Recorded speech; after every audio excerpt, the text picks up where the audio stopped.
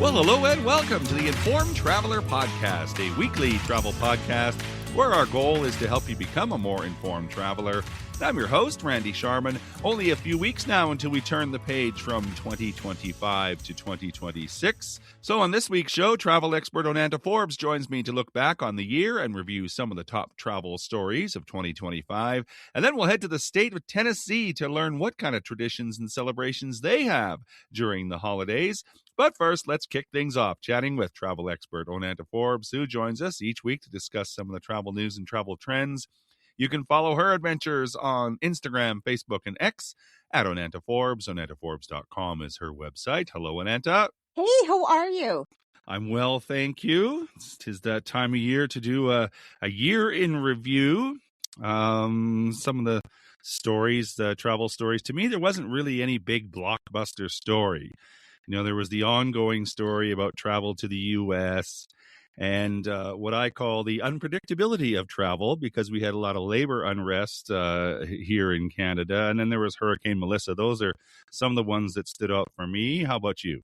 I think you're right. And I think also some economic uncertainty, and as well as just the different pressures that people are seeing when they travel with the different transportation systems. And, you know, you mentioned Hurricane Melissa. Climate events once again influence travel decisions, whether you could go or not go.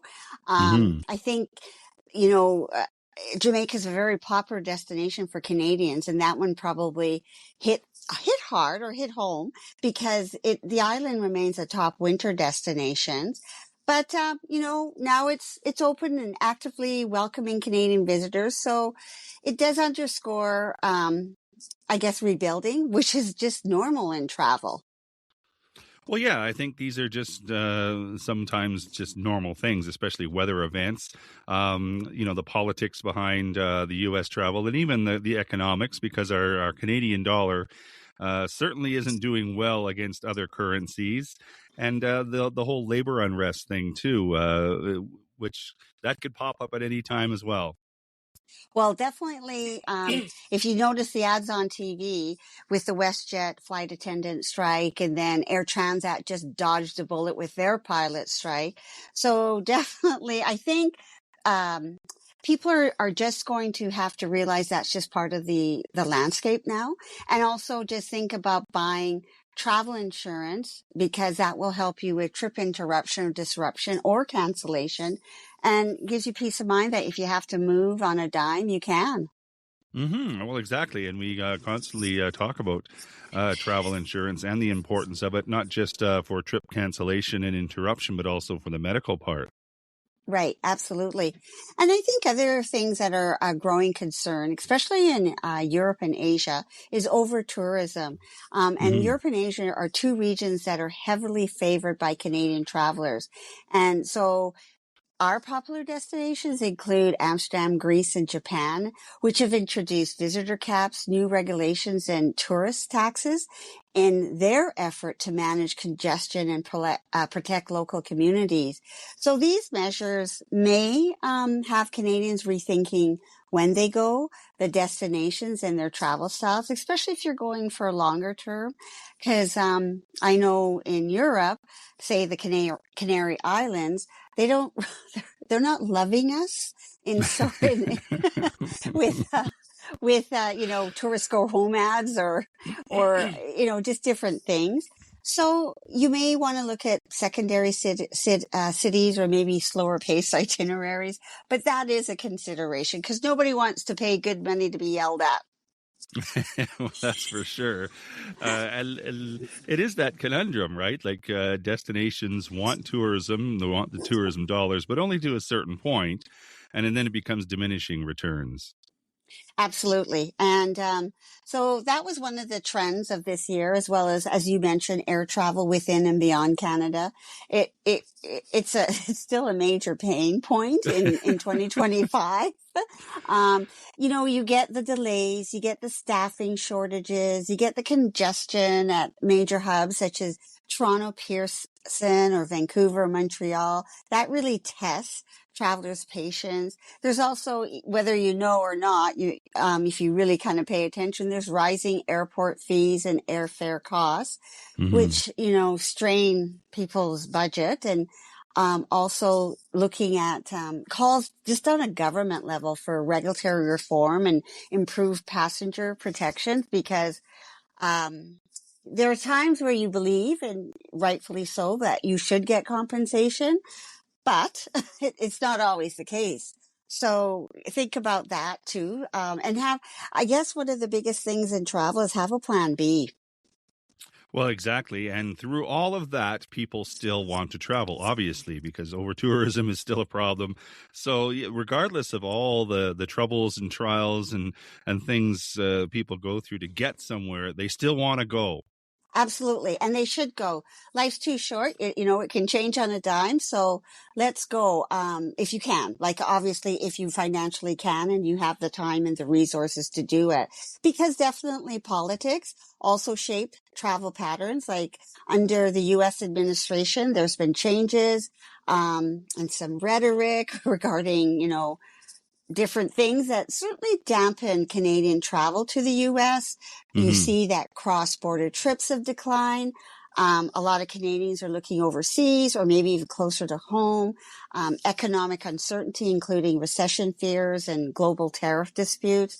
It just added another layer of cautions, making Canadians, rightfully so, increasingly price sensitive and value driven when booking trips. But again, Hmm. that's where your travel agent comes in, because they have a broader scope that can maybe help you with different options available to you. But then, it's not all gloom and doom. There's, cruising is still hugely popular for Canadians. There's new Hmm. ship launches with Disney, Norwegian, Royal Caribbean. That's generated huge interest, particularly among families and multi-generation groups, looking for cost and convenience. And then also on a hotel front, like Hyatt's acquisition of Playa Hotels and Resorts. They expanded all-inclusive options in destinations Canadians know well, like Mexico, Jamaica, and the Dominican Republic.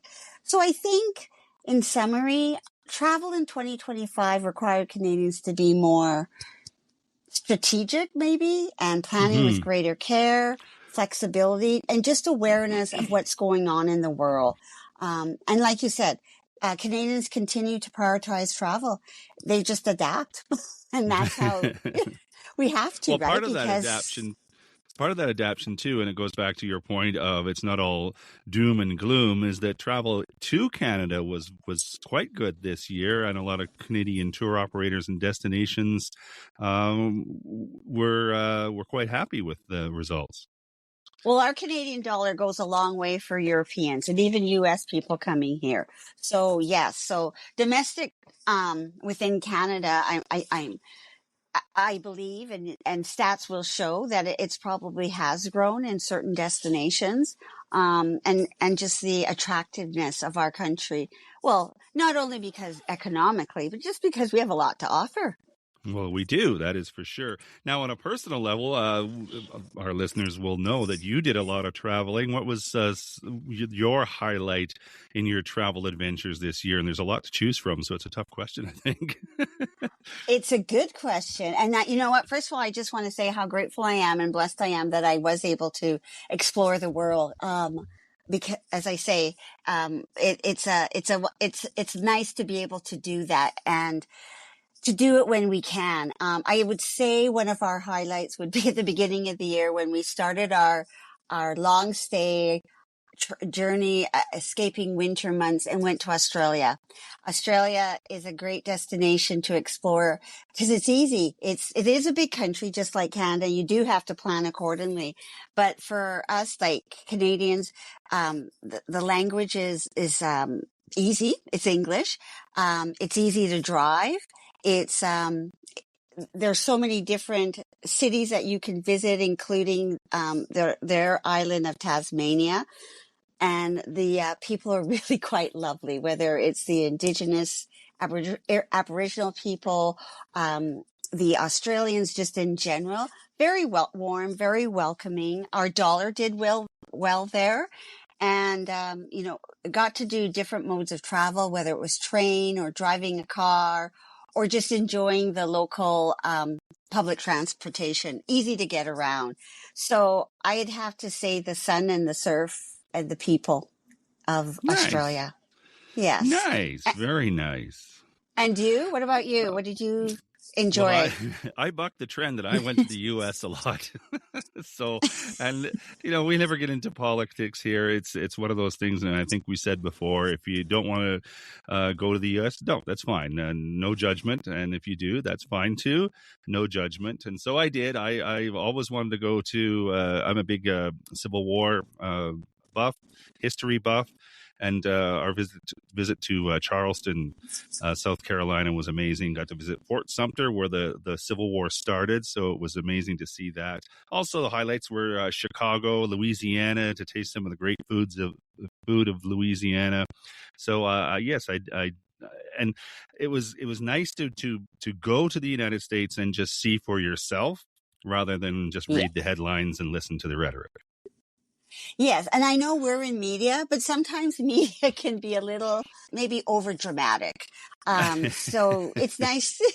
It is. It sometimes can get carried away, just like what we experienced when we went to Jamaica, just like early December. Yes, Mhm. it was definitely hip, but it wasn't. It wasn't the whole island. So you had to put things in perspective when Mhm. we looked at it. So I think you need to be pragmatic and to choose your sources of information carefully. Yeah, and again, if you want to go to a destination, no judgment, go enjoy it.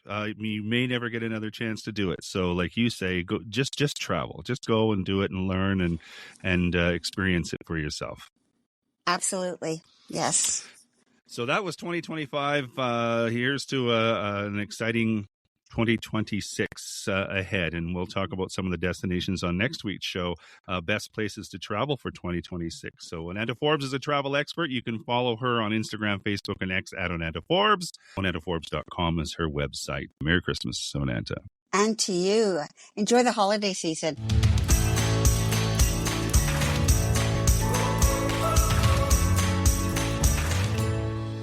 This is the Informed Traveler Podcast. I'm Randy Sharman. Just want to remind you of our website, theinformedtraveler.org. That's where you can find our contact page if you have any questions or comments about the podcast. You can also email me, too, with any questions you might have. My email address is randy at theinformedtraveler.org. And you can check out our social media pages, too, at facebook.com/informedtraveler, Instagram at Informed Traveler, or on X at Informed Traveler. That's where you'll find a number of videos and reels from our adventures throughout the year and audio clips from our past shows. Plus, you can sign up for our monthly newsletter. It's released at the beginning of every month. Our December issue is available now. Just go to our website, theinformedtraveler.org, click on the newsletter button, and it'll take you right there. Or better yet, you can subscribe to it and have it arrive in your inbox each month. Well, like many places, Tennessee is gearing up for the holidays, or has been for the past few weeks. So joining us now to share what some of those celebrations and festivities are is Amanda Murphy. She's the Director of Communications for Tennessee Tourism. TNVacation.com is their website. Hi, Amanda. Happy holidays. Merry Christmas. All that stuff. Happy holidays and hello from Tennessee. Yeah. There's lots of places that have holiday traditions and festivals and lights and decorations and you name it. But what makes Tennessee unique when it comes to the holidays and all the festivals and things that are going on? Tennessee has something for everyone. We do holidays like nowhere else, whether it's huge concerts to getting away to the mountains, live music on Beale Street. We really have something for every traveler here in Tennessee. Nice. Well, let's talk about that. I think when people think Tennessee, the first place that comes to mind is Nashville. We can start there because it's a good hub for everybody to land and get their feet on the ground and get their bearings going, right? You find that for most people?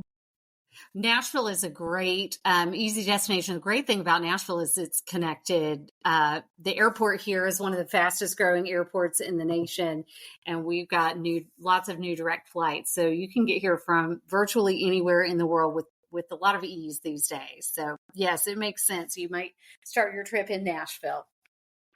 Well, and I think one of the things that you have over, well, I'm going to say for us people living up north is the weather. That helps a lot when it comes to just exploring and being, looking at all the holiday festivals and things like that, right? Yes, we do have cold. It is cold right now, so I want to be honest about that. But we are fortunate. We don't typically get the massive lows and major snowstorms, but we have a lot of fun when it snows here. You just have to be prepared for a little bit of ice with that because we're kind of on that line where the weather changes. So talk about some of the things that are going on in Nashville right now, and then we'll expand out into the rest of the state. Absolutely. Nashville's a great city to come and enjoy the holidays. Right now, we've got Cheekwood is glow. They have a 1 mile trail with over 1 million twinkling lights. It's incredible. It is like a fairyland of winter wonderland there. So if you're interested in seeing how they've decorated their gardens, it's a beautiful historic mansion with a lot to see. And they actually are decorated by former Chief White House florist Laura Dowling. So it's really incredible to see what she's pulled together. And then the zoo would also be at the top of my list. Animals are fun to see all year round, but they really bring the lights out at Christmas with silk lanterns. They just transform into a holiday escape that's really unlike anything. Well, plus it's not very difficult to find music, if that's your thing in Nashville, is it? This is true. The Opry is a great place to celebrate the holidays, as is the historic Ryman Auditorium. You can find some wonderful Christmas shows, and not to forget the symphony, the Schermerhorn Symphony, which is a magical building. They are doing the Home Alone redo right now with the symphony orchestrating that. So it's really a beautiful place to get out and see and experience music. And it seems to me too, like, a lot of people, they like to be with their families at home during the actual holiday, Christmas Day and things like that. But these start in November and run right up until almost New Year's Eve, right? So if you want to get into the holiday spirit, you can do that by visiting before the Christmas season really gets going, right? It's a party all year long in Tennessee, and especially in December. We just have so much magic. You can start planning now for the holidays or come on this week and it's ready to go. There's just so much to explore. So yes, we are decorated and we're ready for visitors to come see us. Now, talk about some of the other areas other than Nashville. I know that obviously there's Dollywood, there's Memphis, so there's so much to choose from. So maybe you might want to start your holiday visit maybe back in October, so you get it all in. Well, I do. There is a lot to see. I want to start with Carols and Barrels, which is our Whiskey Trails activation around the holidays. So they really get their distillers to go all out, and that's a statewide experience, but they're taking whiskey experiences and bringing it to the customers. So there are lots of pop-up bars that really bring it all together, and you can find those all across the state. So that's something we're really proud of, and we know the distillers do a great job as well as the bars. So that's a fun way to get out and explore in every corner of the state. So that would be the first thing I might suggest. If you're not sure where to go, perhaps find some Carols and Barrels to get you started and in the spirit. and so, literally and figuratively. And what else do we have?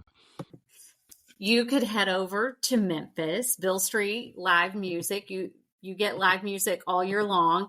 And no doubt at the holiday season, that's a great way to experience it. I love personally a big fan of the Peabody. They are all decked out right now with lots of trees. Their rooftop bar is magnificent and a great view of the city. And then you'll want to stick around because they also do a great New Year's Eve celebration. So that's also one not to miss. And they're famous for their ducks. So if you haven't been to the Peabody, you have to time it so that you can see the ducks. And one of my favorite ways to see the ducks is to stick around, have a cocktail. They have a lovely bar in the lounge and stay for the duck procession at 5 when they go back upstairs to their home for the night. Tell me about the Christmas in the Village. This is the Great Smoky Mountain Heritage Center. That's further, I'm going to say, east from Nashville, yeah? Yes, Smokies are a wonderful way to experience Christmas. We have so many wonderful small towns over there. So Christmas in the Village is a great way to get a taste of the makers. They really bring the Appalachian tradition to life. So you're going to get to see people that are in the spirit. They're sewing, they're cooking, they're doing all the things that have been passed down through generations in the Appalachian region. And of course, there's Dollywood. Dolly Parton seems to do it upright no matter what time of year. So it's got to be really magical to spend a few days at Dollywood over the holidays. Dollywood is so magical at the holidays. I can't even fully describe how many lights there are, but you cannot miss them. You will walk in and they will just, at every corner, there are twinkling lights, aglow, tunnels of lights to walk through.